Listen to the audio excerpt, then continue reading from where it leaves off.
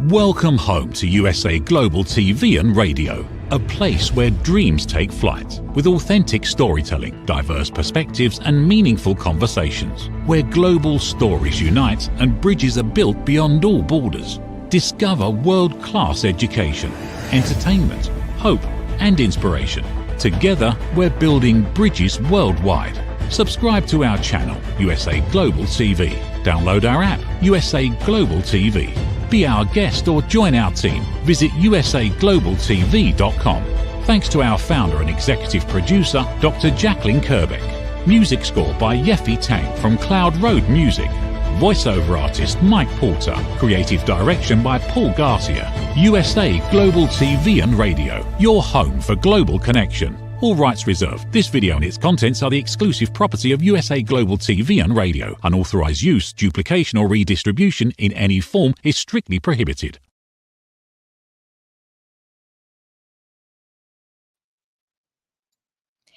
Good morning, good afternoon. Welcome to USA Global TV and Radio. I'm Dr. JACALYN KERBECK, and our show today is a woman's prerogative. This is a different time than we normally broadcast, and we will be back to broadcasting on Monday/Tuesday, depending on where you are in the world. Our topic today is superstitions and weird beliefs. What do you believe? And I first want to start off by saying thank you to all of our loyal followers and viewers. This show was in the top 10 last week. So let's do it again. Yay. So I am joined by our full-time panelist and a dear friend. She was in New Zealand and now she's in Australia. And she's also one of our expert presenters on Talking Heads. And her episode was in the top 10 last week. Yay. Her name is MARISKA. Let's welcome her to the show. Hello, hello. Hello, hello. And yes, quite a few things for us to be celebrating today. That's right. 2 shows in the top 10. Good for you, girl. That's awesome. And so far, this show is also in the top 10 for this week, but we have to go all the way to Sunday. So we can't say anything yet.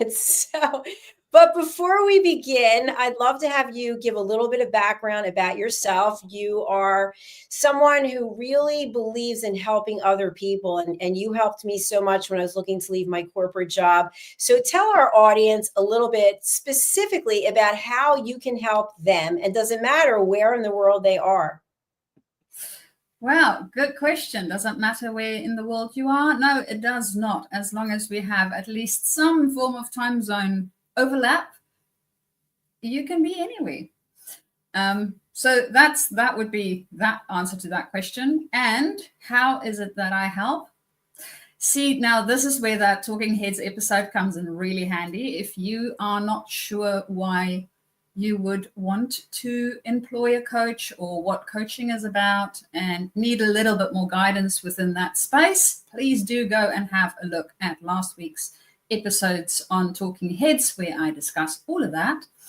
And of course, if you are a leader or thinking about leadership, stepping into leadership, or even going up in your leadership journey and working with your team, that is where I partner with you to see how to do that in a more humane way, so that we as humans can bring out the best in each other. And yes, I know that there's loads and loads of training and things out there, and we have a lot of knowledge. And I don't know whether you've ever found this, but you can read a book, or I have been known to read a book and not necessarily apply what I've read. So that's where coaching really comes in, to help us apply the things and see how it would actually work in our own environment and what we think about it, and what weird beliefs we might hold that might be holding us back. Not necessarily the same type of beliefs that we will be talking about today, but who knows? So that is what I do and who I help. And with that, Dr. JACALYN, back to you. Thank you so much. Okay, so let's get into the topic. And this can be really anything. I know for myself, I haven't been diagnosed with OCD, but I feel like I have OCD in some ways because everything has to be just perfect. And when I leave home, everything has to be all lined up. I have this superstition that if I don't have everything in order, then it's bad luck. So I might vacuum and clean and everything is pristine before I leave. So when I come back, it's the same way. And some people think that's crazy. So I don't know. What are your thoughts? Before you leave your home, is everything in order or does that not bother you? That's a very interesting question. I don't know whether I would frame it as a belief as such. I just really enjoy the space when I come back to be nice and neat and everything is in its place and I don't have to worry about cleaning anything, especially after a trip. I already have a bag full of clothes that may or may not need washing and a whole bunch of other stuff that I might have acquired during the trip that needs a new home. So when I come back to my space and it is nice and clean and neat and everything's in its place, it makes it so much easier to just feel like I am back home and it is a welcoming environment. So for me, not necessarily a belief as such, but something that I really enjoy. And in saying this, I did not used to be like that. Way back when I used to be a lot younger than I am now, it didn't bother me as much. And then I came across somebody that introduced the idea to me around, well, it's nice to come home to a clean, nice space. And one of the things that they do religiously is they would actually spring clean, literally, their whole house before they go on holiday, especially the big holidays. And I thought, oh man, that sounds like a lot of work. And I tried it 1 year, so I don't spring clean per se anymore, but I did try it 1 year to spring clean before we went on a trip, and it was quite stressful. I found it quite stressful. And in saying that, when we came back home, it was such a nice feeling. I so enjoyed it. So I started to tweak it a little bit, less spring cleaning, still cleaning, making sure that the environment is in a nice space and everything is in its place. Whether I would go as far as lining things up and making sure that they are just at the right angles, yeah, I'm not there yet. I think my husband might. So yes, that's where I am with that one. Dr. JACALYN, do you have any other practices that might have interesting origin stories? Well, I'll just share some that I know up here in the States, and you can let me know if they have it over there. And I don't know what the origin is actually, but I will look it up after this. So one of them is do not walk under a ladder.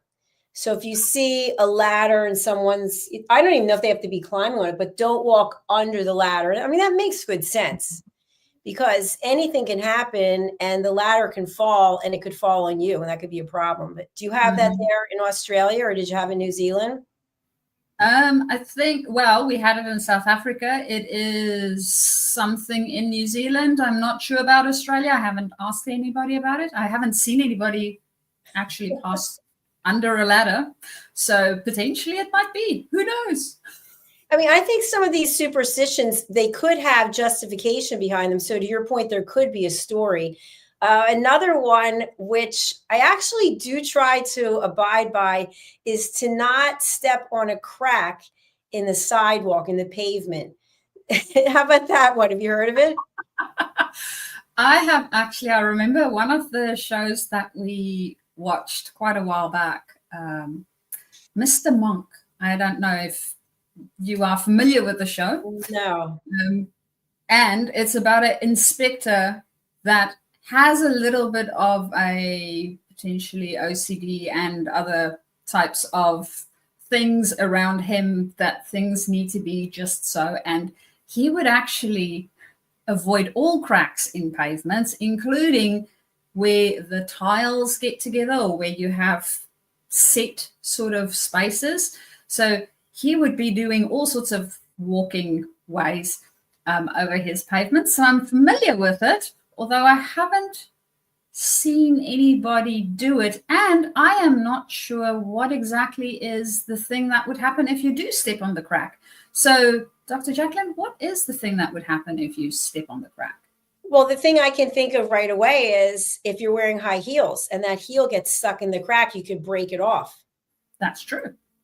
Now, I know for myself, I went from wearing high heels all the time, and now I don't wear high heels at all. I wear a lot of glitter sneakers. So sneakers that have a lot of bling on them, which is so funny, because if you had told me years ago I'd be wearing sneakers and have all these high heels, these beautiful shoes. So I don't really think about it as much. Plus, where I'm going, there's not really a lot of sidewalks when I think about it. I'm not in a suburb where I'm walking around. I guess I'm in a suburb, but I'm in an apartment building. So I don't know. But I can see that that's what the reason would be. Your heel could get stuck. And that has happened to me being in the city. At some point, I did break more than one heel, which is really upsetting.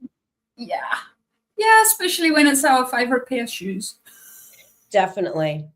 Okay, here's one for you. And this is one that I'm guilty of, although I can't say at this moment that I am, but I like to have all the products in the pantry turned forward, like so you can read them. What do you think of that? That is an interesting one. I can say no, not guilty of that. As long as I can sort of see them, that's my more important thing. But I don't turn all of them in one direction. I have come across somebody that decants everything that they buy in the shop. So they don't keep anything in a shop pack. So whatever the package it came in, even if it's a glass jar, they don't keep it in that. They would actually decant it into some container that they have specifically for the thing. And everything is very nicely labeled, and it is very nicely stored in the pantry. And I was very impressed, and it sounds like a lot of work. So I'm not doing it. So yes, that's sort of where I'm at with that. No, I like that, because I think sometimes, especially like living alone, I think there is some element of OCD where everything has to be perfect. And, you know, my apartment was recently flooded and I was living in a hotel. So it went from everything being perfect to being complete chaos and everything having to be taken out and all the things taken off the wall. And when I came back here and I thought to myself, how am I going to get everything back to the way that it was? And I thought, just one step at a time. And if something's not in the exact place, and you know, some things were ruined, so they had to be replaced. But it just goes to show you that it's control, by the way. So all that control can be washed aside in a second. That's true. That's true. And the thing that I think about, if something like a flood or whatever it is that happens that shakes our system up a little bit, we have the opportunity to potentially do it different and change it up. Who knows? We might even find a way that it works better for us. So that's the way that I think about it. Yes, it's still a lot of work, and I get it. It's not fun, especially if you have stuff that you really adored and now it's ruined and you need to replace it. Even if it's a cup, we get attached to things for some odd reason. So I understand that would definitely be upsetting, even to me. Don't like it. And hey, I might reorganize my pantry or cupboard or some of the drawers. It's so Speaking true. of it, yeah, I might need to do that. It's so true. You know, just off topic, just for a moment, something that I really found, because, you know, I have moved from Florida. I think I've moved 27 times since 1999, or maybe including 1999. I've moved a lot. And when you move that much, you realize how much stuff you've accumulated. And I've been very fortunate that I'm pretty good at selling things online or selling things in the neighborhood or Facebook Marketplace.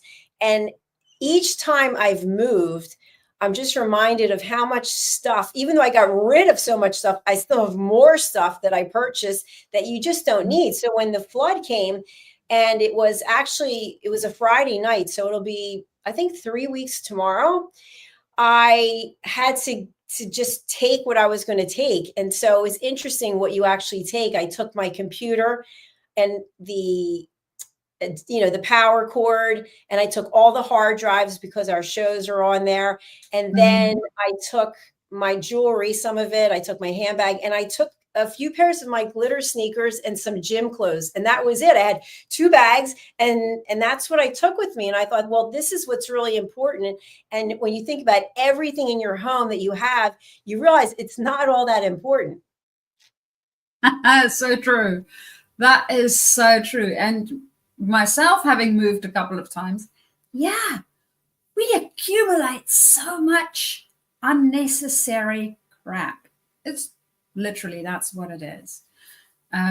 Yes, they may make our life a little bit easier. And my bigger problem, and I don't know whether this has ever happened to you, Dr. JACALYN, and I don't know whether this is a belief, but something that happens for me is, so I love books, and me and my husband have bookshelves with books on them. Now, the problem with moving is one of the things that happen is you need to rearrange said bookshelf every time, right? Because the books will end up in different places. And my brain remembers where I saw something, for instance, when we lived in Blenheim, and then my husband will ask me about something. She said, you know what? The last time I remember seeing it was in Hamilton. And I know exactly where it was at that stage. But then it got packed into a box of some sort. And then it got unpacked at some time. I didn't unpack it, so I don't know where it is, in a different location.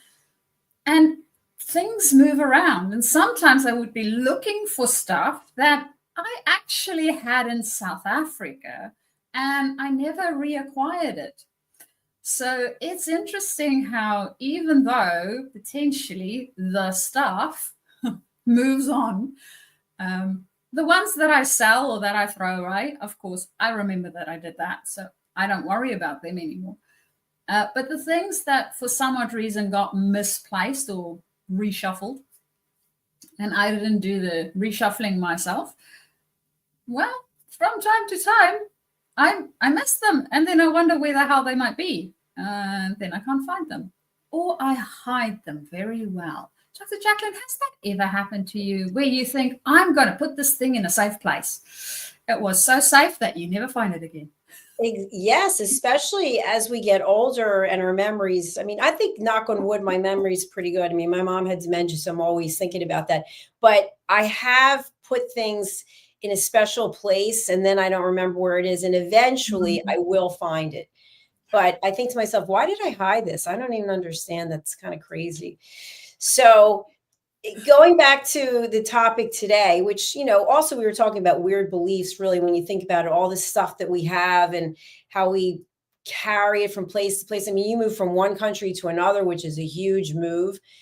And I also think to myself, when I close the door, to make sure that it's locked. I always have to go back and try a few times just to make sure that it's locked. But you can hear it actually close and lock, but I'm not convinced that it actually is. And I don't know if it's that or the fact that I'm OCD. I think it's that. But what are your thoughts about it? I have things where, yes, I've done the same thing. I have a thing about clothes irons. So when you iron your clothes, switching it off, I would switch it off at the wall, and then from time to time actually go back and just pull the plug out to make sure that it is off. Because I did have a case where I forgot about said thing and it actually burned out. So I didn't want to do that again. And then, of course, it tripped the power. Luckily, nothing burned, nothing bad happened. But because of that, I'm a little bit OCD about that specific piece. Doors, from time to time, it's not a regular practice for me to go back to a door. If I've locked it, I've locked it. But sometimes I'm sort of like, now, did I do that? Can't remember. And then I'll go back. Hopefully, it is before I am halfway across town. So, yes, that happens to me as well from time to time. And I'm not sure where in our belief system that would be placed. Maybe just OCD. Yes, I think OCD. And I'm so glad that we're just airing all of our neuroses for the world. But another one that I have, I love candles, although I stopped burning candles for probably 3 years because we had a show with the pet psychic and she was telling me about candles. And I don't know that it's good for the environment, but I do like candles. And the thing that I get crazy about, and I have to look over a zillion times, like to make sure that there's no embers flying anywhere. And then when I put it out, the candles typically come with a lid. So I've noticed that some of the candles don't have a metal lid, but they have a plastic lid, which I don't know how you can get around plastic in New Jersey because it's completely against plastic. But I'll put the lid on and I'll see all the smoke come up, and then I'll have to stand and watch it for like 5 minutes to make sure it's not going to burn the plastic. Then I'll touch the plate, like, is it really hot? Can it burn through that? So I thought that's got to be something really crazy. Well, it's also a safety thing, right? If you leave the candle and it keeps burning, it can literally burn a place down. So I can see how that can be a bit concerning. And I think that's in all likelihood one of the reasons why we have these weird little things that happen to us. Something happened either to us or to someone else, and we have now created this oversensitivity about the thing. And then we start to, just double check on them, sometimes triple check on them, sometimes a lot more than that. Yeah, it's very true. And you know what's something that's interesting, I'll just share now, is when the flood happened 3 Fridays ago, the people above me, whom I don't know, apparently they decided to hang their clothes on the sprinkler. So there's sprinklers, all throughout the unit. So they decided to hang their clothes on the sprinkler. So I was sitting at the kitchen bar area and I was eating and I heard, zzzz. I'm like, what is that? So I looked out one of the windows and it looked like the ocean, which we're nowhere near the ocean, like the ocean had come and it was overflowing. And then I have these big windows. And then in the next room, I could see through there, there was nothing on the windows, nothing, zero. And that's when I realized this doesn't seem right. And then the announcement came over, everybody had to leave the building. So there's a stairwell that I've never used. And, I'm on a pretty high up floor. And as I walked out into the stairwell, I heard upstairs, it just sounded like the worst storm you can ever imagine. And I thought, yep, something's going to happen to my apartment. Something is happening to my apartment. I walked all the way downstairs. So anyway, I feel like that kind of left an impression with me because I really was helpless to it. And then I had to move into a hotel. So maybe that's also why I'm a little crazy, because I never in a million years would think I would live someplace where my apartment would be flooded. Like you would not, that's just not something you would think would happen. But I'm sure floods and fires and all kinds of things, obviously they happen all the time. I mean, look at what happened out in Malibu and out in, Southern California. And it happens all over the world, but you just don't think it's going to happen to you. So that could be why I'm a little neurotic about safety things too. And I think that once we went through a situation like that, right, the likelihood of us being more wary of it increases.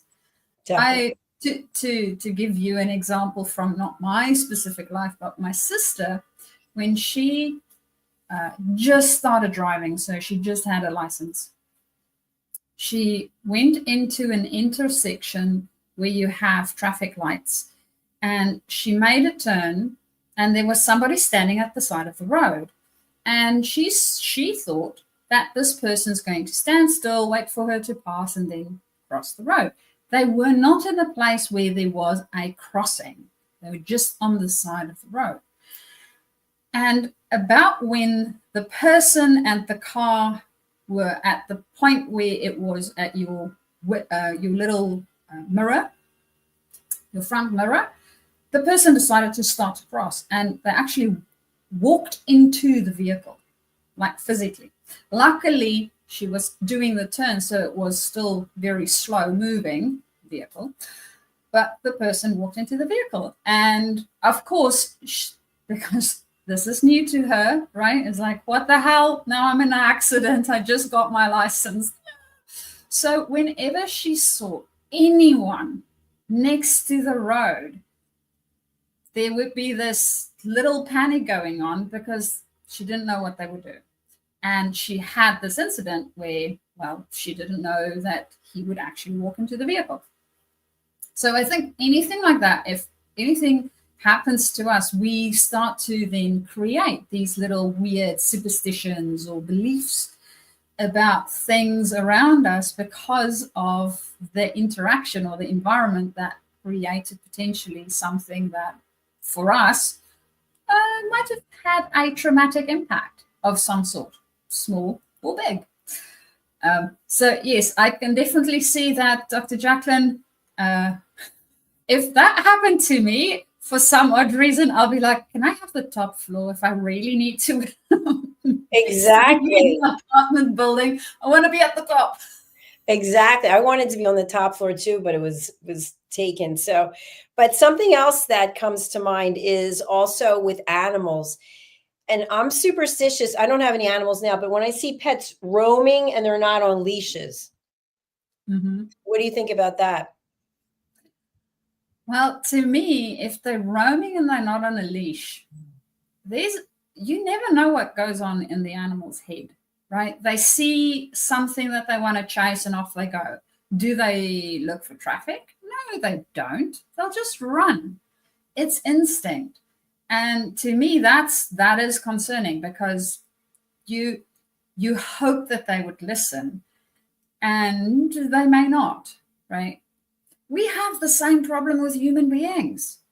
I mean, we understand each other. We can talk to each other. We have various ways of communicating, and yet we still don't know what another person might do or not do. Cue my sister and the person that walked into the vehicle. So anything is possible, even more so with animals. We can't read their minds, and well, hopefully they are well trained. And even when they are well trained, there might still be something that either scares them because they're not used to it, or they get very excited about it and they do something that's out of the ordinary. I have a cat. They have a tendency to, well, sort of do whatever they want. And they can still learn. So we're slowly but surely getting to high fives. I think that's important because also when you just mentioned about what happened to your sister, we can't determine what a human being is going to do either, because if an animal, and I don't understand how people can let their animals off a leash, especially in a city or off of a busy highway. And I see it all the time. And I'm thinking, okay, that's fantastic. You had your dog trained. How do you know for a split second the dog's not going to see something, hear something, become afraid, and then they're going to take off, they're going to run into the middle of the road? But people don't seem to be alarmed by this. So I don't know, but I don't have any pets at the moment, and I'm kind of happy about that. I know cats are kind of self-sufficient, but I did have 3 dogs at one time. And that's another story. But I did think of a time when I was superstitious, and this is even more insane. You're going to be like, you've got to be kidding me.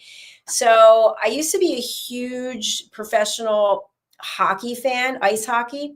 And I was a big fan of the Philadelphia Flyers. And I'm not really, I don't follow ice hockey anymore, but I was a huge fan. And I used to listen to the games on the radio because at the time, we're going way back, they were on the radio. And maybe it was an away game or something. And I'd have to sit like in a lotus position with my legs crossed. And I'd have to sit with my hands like this. And I wasn't even practicing yoga at the time. And I had a little macrame bracelet that had an orange and a black bead, because that was the Flyers, their colors. That is their colors. And I had a necklace that was the same with the beads. And I'd have to sit there and I couldn't breathe or move until they finished their play. They're running down the ice now. They're, skating down the ice or whatever.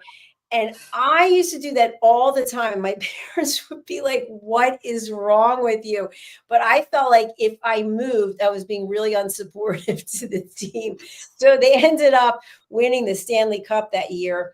And I made this kind of like a brag book. I'm trying to think what kind of pages they were, but you put holes in them, then you put pictures on them. And then I laced it together with orange and black thread. It was crazy. It was just crazy what I did back then. But I was a really big fan. And again, I was superstitious that if I was moving, I would cause them harm. So silly. Well, I do know that especially in the sporting space, you are not the only one.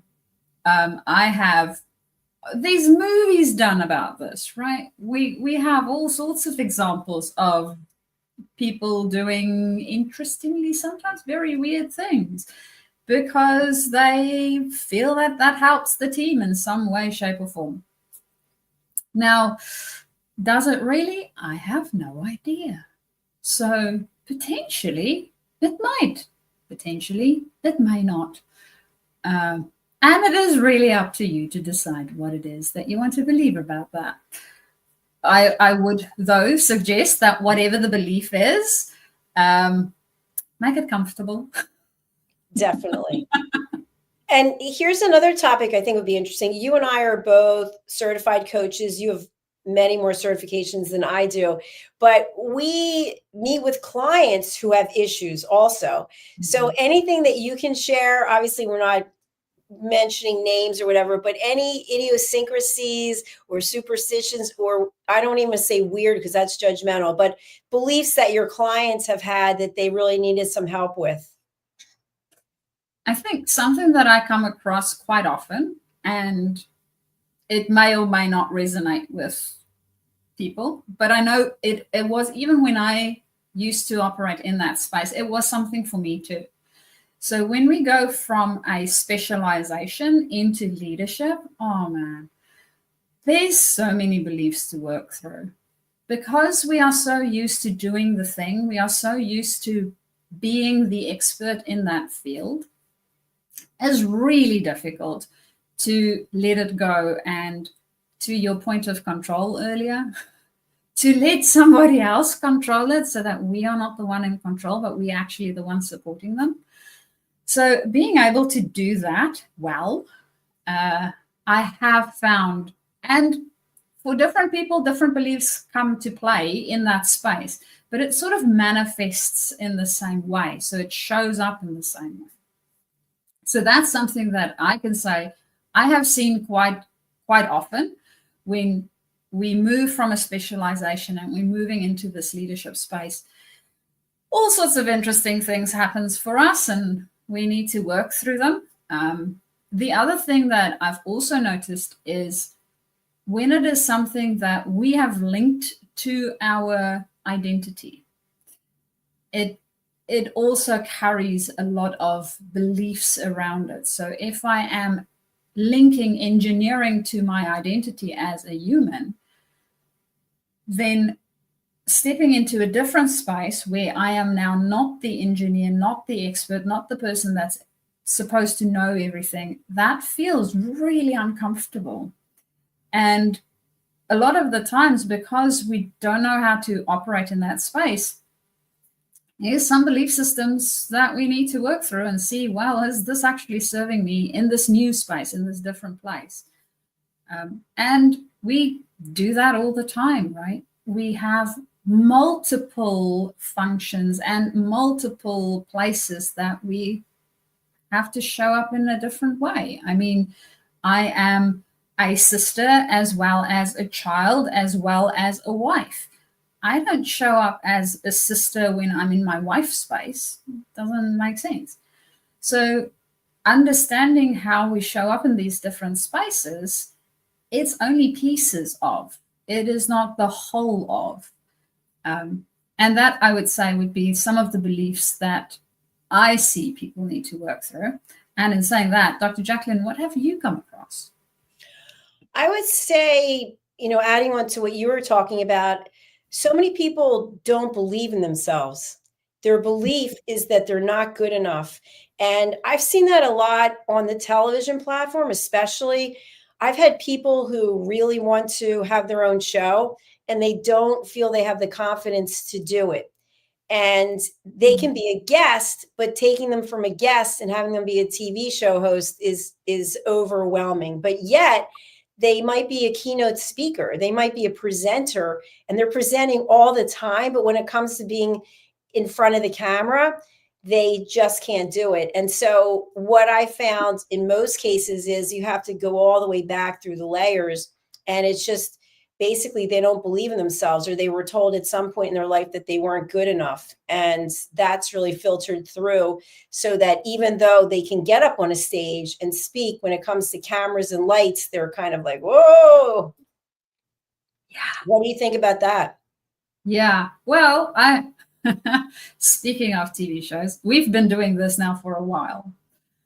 And I have to say, this to me sometimes easier than big rooms of people. And it is interesting how we also grow accustomed to things. So I think there's this part of it being new and unfamiliar. And then, of course, because it is new and unfamiliar, we need to work through what is it that we think about it? What is it that we believe about it? We might have, as you mentioned, beliefs that might not be serving us whatsoever. And we need to work through them and then figure out what it is that we want to create within that space. So I know for me, the very, very, very first time you asked me to be on one of your shows, and this was way back when you were still doing Rapping with Dr. JACALYN, I remember thinking, oh, what is it that I'm going to say? How would this be like? And I also remember that having a conversation and just thinking about it as a conversation made it so much easier for me to be able to show up, because you know what? I can listen and I can have a conversation with another human being. I've been doing it all my life. This is good. I can do that. And that's just the way that I reframed it for myself. So I can definitely see how that can be a big stumbling block for quite a few people. And I know that initially when me and Caroline started off also way back when, one of her biggest problems with tech, right? Just understanding how all the technology stuff works. And now she's a whiz. So there's nothing too small or too big that you cannot overcome if you want to. And doing it more regularly, it makes it so much easier because we get accustomed to it. So it sort of goes to the back of your mind. You've sorted it out. It's like going to high school for the first day. That sort of sucks. But by the time that you leave high school, it was okay and normal. Same with anything else. It's so true. I think also kind of what we're alluding to, touching on, is that having a coach really can make a difference. Mm-hmm. I know today, excuse me, we had a show and one of the guests couldn't get connected because they were on a Mac and we're using Safari. And it's just a matter of talking the person through it. And it took a little while, but if you speak slowly and you give person confidence, because people get frustrated, I can't do it again. They can do it. And so sometimes we just need a mentor or a coach or somebody to help us take our weird beliefs about ourselves or even our superstitions about things going on, and for them to just listen and be a sounding board and get to, what's at the core of why you're worried about walking under a ladder. Did somebody in your life walk under a ladder and something happened? Did somebody get crossed with a black cat? I don't know. There's something behind there. And so let's just get to it. And oh my gosh, we have to get to saying goodbye because we're already at the end of the show, which is crazy. So let's have you share with our audience the best way people can reach you and who's a good client for you. We're going to bring up ways for people to contact you right now. So ways for you to contact me is via my website. You can do that. You can also contact me via my email address. So my email address is mariska@journey2discover.com. As you can see down at our little banner at the bottom. So via the website, there is a form that you can fill in. You can do it that way as well. Alternatively, you can also contact me via my LinkedIn. And as you will see, it is Mariska D. I don't know what they did with the rest of my surname. And there you can send me a direct message and we can start our conversation. So who is really, really easy. The who is anybody that's looking to step from a specialization into leadership, or if you are already in leadership, you can also step up in your leadership and transition into different spaces. And that's also where I can help you to see how we can bring more humanness to your space and make sure that we use all of your strengths as well as that of your team to get everybody to have a value creating space and not only a high performing team. And if high performing is what you are looking for, well, we can do that too. So that is who I work with and how you can get hold of me. How about you, Dr. JACALYN? Fantastic. Well, thank you for that. I'm going to share something I'm very excited about, if I can bring up the right screen. Okay, we on our one YouTube channel, which is USA Global TV and Radio, are so close to getting to 100,000 subscribers. I have been living for this day. I can't even tell you. Our other channel is about 24,000, which is Dr. JACALYN KERBECK. But we have a team of people here who do search engine optimization. They're doing their best. We've got more people from all over the world who are following us. So please go over to USA Global TV and Radio and subscribe. Okay, we will be back next Monday, your Tuesday, Mariska, and we'll have a new and exciting topic. So stay tuned for intentional productivity tips coming up right after this. Mariska, you have a beautiful rest of your day, and we'll see you all back here again soon. Bye for now. Bye. Have you ever felt unheard? Like your words float into a void, leaving you invisible and disconnected? How about feeling judged? When assumptions overshadow your truth, leaving you misunderstood and defensive. And then there's that moment when someone offers solutions you never asked for, dismissing your feelings and leaving you more frustrated than before. It doesn't have to be this way. Dr. JACALYN KERBECK, the listening mentor, understands. She's here to help you reclaim your voice, build stronger connections, and create meaningful conversations that inspire understanding and mutual respect. Through her groundbreaking books, online and in-person courses, and interactive workshops, you'll learn how to navigate life's most challenging interactions. Discover the power of elevated listening and transform how you communicate. Master setting boundaries and asking permission to protect your peace. Learn to recognize and release judgment, fostering empathy and true connection. Dr. KERBECK also offers personalized coaching, one-on-one or group sessions designed to fit your unique needs. Whether in person or virtually on StreamYard, her guidance will empower you to thrive. You don't have to struggle alone. The path to deeper connections and better relationships start here. Visit drjacalyn.com or usaglobaltv.com. Join a global community of empowered listeners and transform your life, one meaningful conversation at a time. Dr. JACALYN KERBECK is the listening mentor. Start your journey today. Thank you, viewers and listeners of USA Global TV and Radio, for joining us today. We're honoured to have your time and attention as part of our global community, At USA Global TV and Radio, we believe in the power of authentic conversations, meaningful connections, and creating a world of possibilities together.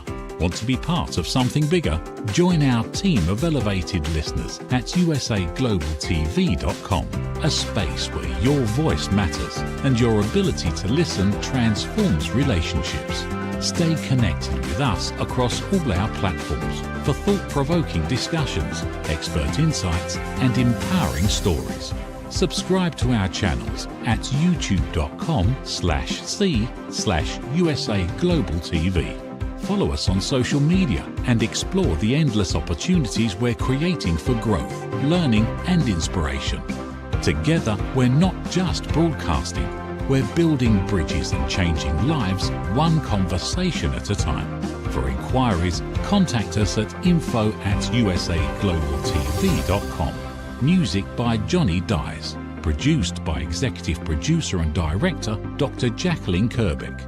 Voiceover by Mike Porter. Creative Direction by Paul Garcia.